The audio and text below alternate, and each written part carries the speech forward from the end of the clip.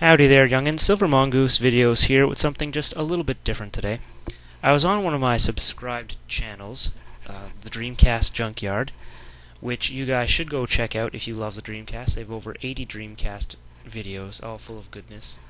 And they are going to be doing, in honor of the Dreamcast's 10th anniversary, a Dreamcast Top 100 video.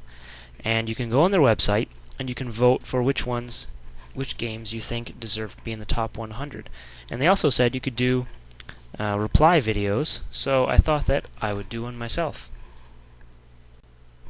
Now I'm only going to talk about 5 games. I could go on and on. I have over, I think, 60 Dreamcast games, and I love all of them.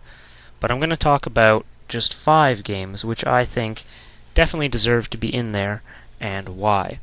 Now these aren't necessarily my top 5. If I did this again next week, then the top 5 might be different. These are just 5 which I know should be in there, so I don't want to hear any bickering or, oh, why don't you have Shenmue in there, and things like that, okay? So just keep it positive, and here we go.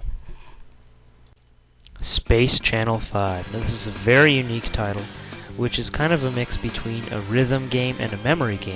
It has fantastic, swanky 60s kind of big band spy music, a really silly story, and quirky characters to match.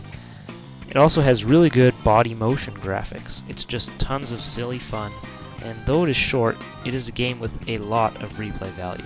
I also love the aspect that if you save a character, then they might influence the song inside the game. For example, if you save a guitarist, then he'll start playing the guitar and affect the in-game music.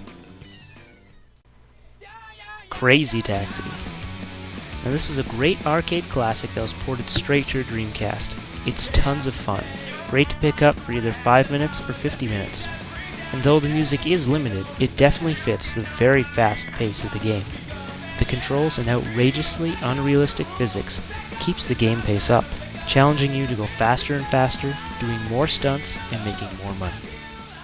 Sonic Adventure 2 Battle. Now I played this game originally on the GameCube, and whenever I went back and played the original Dreamcast version, I thought it would be inferior, but it was actually really good. This went to really show the power of the Dreamcast.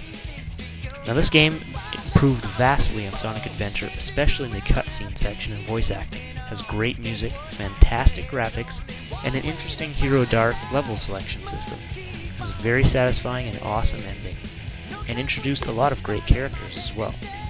Admittedly, I found the Chow Garden pretty addictive. I mean, where else can you find a kindergarten with black market?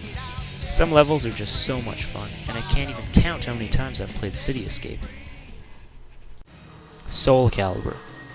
This is one of the best fighters, and probably the best weapon-based fighter ever made. It has good music, tons of great characters, all with cool weapons, amazing character graphics, great smooth controls, which are really good for beginners or experts. The levels also look very nice. If you are to get one fighting game for your Dreamcast, this would have to be it. Resident Evil Code Veronica.